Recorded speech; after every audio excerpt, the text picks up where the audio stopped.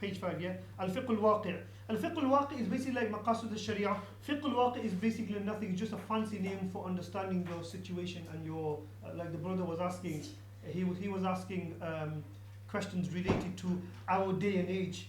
You know, you have to understand, you can't be functioning in, you know, in a village in Bangladesh, or you can't be functioning in 7th century Arabia. You know, somebody said to me, brother, again this Hizb Tahrir brother, he said, brother, are we in the Meccan period or are we in the Medinan period?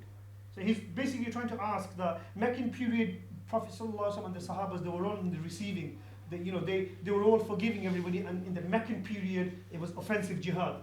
Okay, so he said, brother, are we in the Meccan period or are we in the Medinan period? I said, brother, you completely got it wrong. We're not in the Meccan period. We're not in the Medinan period. We're sitting in 21st century plot in Wales. You know, you have to contextualize. You know, you have to contextualize. If you can't contextualize, then you're in problem. You know, it's like the ulama from Bangladesh. They give a really kind of nice incident. They say, don't do a summer's bayan, summer speech in a winter day. For example, you know, in Bangladesh, you know, we have something called khata, where it's like a duvet, but these duvets are actually made from old saris. You know, about 10-15 saris are patched together, and they make this kind of khata, right? So this Maulvi Sahib, he gave this speech, and he said that it's haram for a non-mahram to wear a non-mahram's clothes. So it's haram for somebody who are allowed to get married to each other to wear each other's clothes. So now this alim, he came from far away, and he gave his speech, okay? And it was really cold in the villages in Bangladesh in December and January. It gets really cold. So now this woman wouldn't give him a khata, right? And he said, well, look, I'm freezing to death. So she said, well, it served you right for doing a summer bayan in winter. You know, the only khata that we've got is a woman's clothes. I mean, but obviously she didn't understand that that's no longer woman's clothes, it's turned into something else. But the moral of the story is that you need to contextualize everything. Everything you do. See, we've got textbooks, we've got fiqh books, we've got Ta'limul Haqq, we've got Ta'limul Islam, we've got Beheshti Zawar. These are guidelines. They're not to be taken as, you know, they're not something which are in stone, okay, which have been carved in stone. These are only guidelines, okay? And remember, these have been written in another context. Ta'lim al-Haq was written in a South African context. Ta'lim al-Islam was written in an Indian context. Beheshti Zawar was written in British imperial context. So a lot of the stuff that you will get there, you cannot directly apply here. You need to understand the situation here. So for example, we've got, for fiqh al-waqi', we've got three things. We've got something which is called daruriyat, something which is necessary. We've got something which is called hajiyat, something which is need.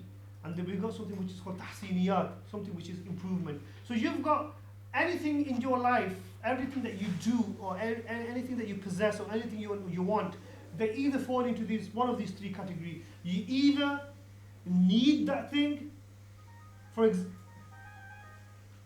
example, no, we don't need that music every time, right? Okay. For example, let me give you an example. You don't need, you need to eat. That's a darura. If you don't eat, you're going to die. So it's a necessity. Okay. However, you can do with eating, you know, just cheap 99p chicken and chips. You know, you don't need a 10-pound pizza from Pizza Hut. Okay. That just comes from the hajat, you know, the hajiyat, right? That comes from the hajiyat. You know what? I know, man, I don't need it, but you don't like. I feel like having it. Right? I've not had a pizza for so long. Okay, so that's fine. You can have it. There's nothing wrong with that. But the third stage is that, you know, you don't need to have like you know, the pizza is costing you £10. If you're gonna have kind of cheesy crust or cheesy bites, then it's gonna cost you a bit more with sour cream. Right? I never had any breakfast today. Iqbal didn't let me have breakfast today, so I'm kind of nostalgic about this. Okay, so yeah. So can you understand this daruriyat? Daruriyat, absolutely when you need to, you can't do without food.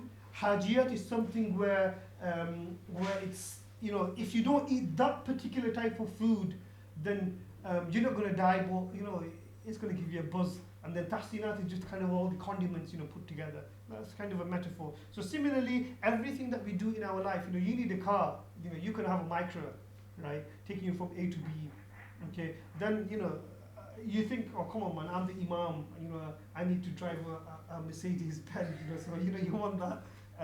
So you do that, that's fine. But then you go, nah, I need a CLK or an SLK, or that's just kind of embellishment, improvement, okay. And all of these are jais. There's nothing wrong with it. However, when there is a tension between them, then what you do is, for example, let's say take lineage, right?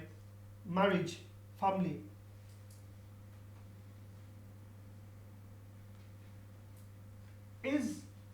Now there is a mas'ala, there is an issue where you're not allowed to play God, okay? You're not allowed to do God's work. For example, you're not allowed to make babies outside of the natural way of doing it, artificial insemination or IVF treatments. You're not allowed to do that. But somebody who is not having babies, or who can't give birth because of a problem in the wife or the husband, okay, there are other options that they can look at, okay. And then we look at this al-fiqh al-waqi', contextual fiqh, and we see that is really having children, where does it come, in this contextual fiqh or al-fiqh al-waqi', does having children, does it come from the improvement, or does it come from the need, or does it come from the necessity? Where would it fit, having children? Is it a need or is it a necessity? Think carefully. Depends on your situation. Go on, tell me. Carry on.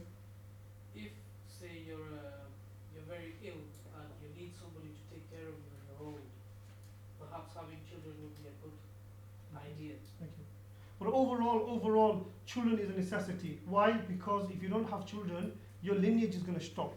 Your lineage, your maqasid al-sharia is just going to stop there. Who's going to take your lineage forward? Yeah? Who's going to take your lineage? فَإِنِّي مُكَاثِرٌ بِكُمُ الْأُمَمِ. So the maqasid al-sharia is fulfilling the lineage, and therefore to have children is a darura. Okay, what is a darura? There is a usul in usul al-fiqh. I don't know if Mufti Shafiq has taught you this. Usul al-fiqh is that الضرورة تبيح المحظورات. الضرورة تبيح المحظورات. That because of durura, necessity, some of the things which were haram, they become relaxed. Some of the things which were haram, they become relaxed. Okay. For example, it's a durura for you to eat because you're in the middle of the Sahara Desert and you've been thrown there and you don't have anything to eat, and you found let's say a can of beer there, somebody left it, or you found a wild boar and you try killing it and you eat it. It's haram to eat pigs. But if you don't eat, then your life, the maqasid al-sharia, the life will be at jeopardy. Okay? Therefore, because it's a darura, all of these are from the daruriyat, the maqasid al-sharia. Because it's a darura, it will make it halal for you, ad-daruratu tubihu al-mahdurat. It will make it halal for you to have that, the meat of the pig, or have that alcohol as much as you need. Similarly, children is a necessity, and therefore, in order to preserve the maqasid al-sharia, you can go and do all of these treatments. I mean, people don't look so deep anyway. People who can't get children, they actually go for all these different treatments. Well, this is the Shari'i premise for it, that lineage, carrying on your lineage and having children is a darura, and when it comes to darura, then the laws of hurma, the laws of things being haram, becomes very, very relaxed. Okay, so something which was haram also becomes halal at that time. And also what happens is that you have to understand that contextual fiqh, something which is originally in its intrinsic form, it is from the tahsinat, it is from the improvement. Maybe in this day and age, it becomes haja, it becomes a need. Something which is a need in this day and age, maybe that something which is intrinsically is a need, but maybe in this day and age, because of your situation, it becomes a need. So it's fluid, they can move. An example of this is, let's say that your wife comes from an affluent society, okay, and you're just the kind of average working class person, and your wife comes from a middle class family, and everybody at Eid, they get together and they wear nice saris, okay. okay, and now you actually have got the means to buy that, okay, but